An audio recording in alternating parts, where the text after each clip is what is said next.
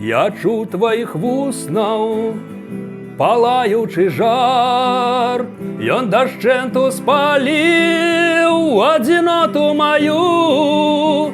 Я прыняў на сябе твайго болю цяжар, тыя раны каханнем адданым загаё.